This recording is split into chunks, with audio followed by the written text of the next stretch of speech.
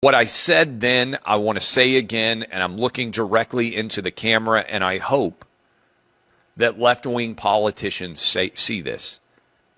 Shame on all of you. You caused this.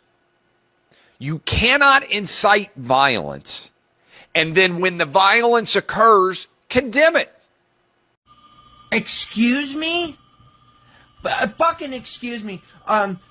4 days before Charlie Kirk was assassinated, Trump made a post on Truth Social saying Chicago is about to find out why it's called the Department of War. That motherfucker is trying to establish martial law, and you're gonna call the political left the violent ones. Are you fucking kidding me? Are you fucking kidding me? This shit is getting out of fucking control. Now, I'm not going to absolve the left of their bullshit. Okay, they have their own crazies on that side. All right? They've got their own psychos and fucking weirdos. Okay, you got George Soros, all right? He's a fucking evil piece of shit. Okay, but to act like your side is all clean, squeaky clean, and not trying to, stop it. Give me a fucking break.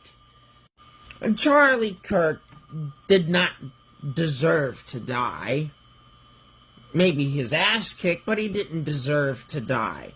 But, I've seen these posts on social media, photo collages of him with, John F. Kennedy and Robert F. Kennedy and Martin Luther King, and, no. Those are people, that preached to, love one another and care for one another and take care of your people. And, Charlie Kirk did not profess those things. This was a guy who said, these are the two main things that I have an issue with. One, he said that the Civil Rights Act was a mistake. And then he tried to play it off saying, the Civil Rights Act, people abuse that law and get, use it to put in racial minorities even though they're not as qualified as someone who might be white. Okay, but, that's not the fault of the Civil Rights Act. That's the fault of people who manipulate the system and exploit it. That's not a fault of the Civil Rights Act. That's not the fault of the law that says, we don't serve colored people here. Sorry, go kick rocks. Are you fucking shitting me? And another thing he said, which I think is really disgusting, is he said that if he was asked, it was a question about abortion, he was asked, if it was your own daughter and she was raped and she became pregnant, would you make your daughter carry that baby to term? And he said yes. He said yes. Even somebody who's really pro-life and really professes it, if they were presented with that situation, if it actually happened to them, their daughter got raped and got pregnant, even they would be oh shit.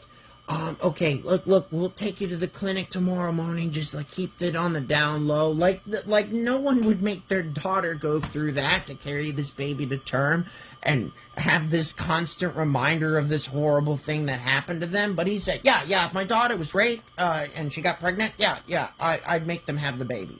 They should have the baby. Come on. He wasn't that great of a person. I supported his right to say whatever he said, and that's what he did. He did go after soft targets. He went after, college students, 18, 19-year-olds. They're stupid people. You could, even if Charlie Kirk was a far left-wing commentator, he would still be able to, dismantle their arguments, because people at that age, they run on emotion and not logic. He wasn't as great as people said he was, But he didn't deserve to die. He didn't. But don't elevate him to this point of he was like Martin Luther King or shit like that. Come on, My goodness. But, I mean, you think after all this time, we as a species would be above things like this. And honestly, like, a lot of the political rhetoric on both sides, I think, is just a smokescreen. You know, they talk about the LGBT, they talk about guns, and things like that, and to get us fighting with each other. You know, it's an illusion. It's a fucking illusion to keep us fighting with each other while the people who really run things rob us fucking blind. I mean, we have an economy that's in the shitter. Our infrastructure is incredibly out of date. Hardly anybody can afford rent or food or fucking clothes. We're way behind a lot of the rest of the world as far as healthcare and, things like public transportation and education. Yet we're fighting over little shit like this, like, a man in a fucking dress or, And like, okay, with the mass shootings, like, a lot of people will say, well, it's not a gun problem, it's a mental health problem. Oh, okay, I'll grant you that. Because, you look back 50, 60 years ago, a lot of kids kept guns in their car. They drove to school with guns in their car. No, people didn't get shot up. At least not before Charles Whitman. So, like, obviously this is a breakdown of mental health in society, but, like, nobody on the left or right is really trying to fix the problem. It's like if you really cared about mental health, you would put some money into some public mental health care so some schizophrenic guy who doesn't have a stable life and can't afford his medication, you'd put some tax money towards him so he can get his Seroquel, so the voices in his head that tell him to hurt people will fucking stop. But you won't do that because it's socialism. Come on, man.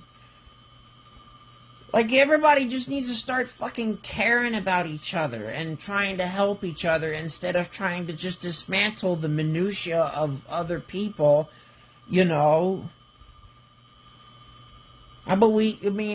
used to not be a fan of public health care because I heard about the stuff about Canada and Russia and how it takes forever to get a procedure, but it's still better than nothing. I mean, our tax money already goes to subsidize fucking pharmaceutical companies and health insurance companies. My tax money is already paying for that. Why do I need to pay for it again?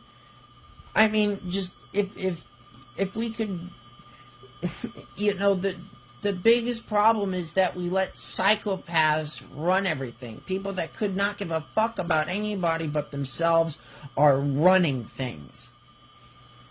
And if we could just cast those little things aside, like, sexuality, race, social status, if we could just put those things aside and maybe unite for a common good, maybe things would turn out for the better. But I don't know. It seems that these days everybody's out for themselves and nobody else. And people are too turned off by little things about each other. Like, it's such inconsequential things when we as a species could be doing so much more. And now it's come to this. Some guy got popped in the neck and died. And now you got people that are saying, well, now it's a civil war. This was clearly the left. Even though we still don't know his motive. I mean, they found the guy. We really don't know his motive. And even if they did come out with a motive and say, oh, well, he did it for that, can you really trust the media on that? They lie to us all the time. The government lies to us all the time. They stage and rig things all the time. I mean, just look at the JFK assassination.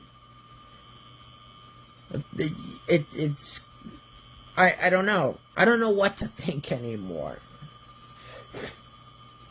But, yeah, the world's gone crazy, and that's all I've got to say.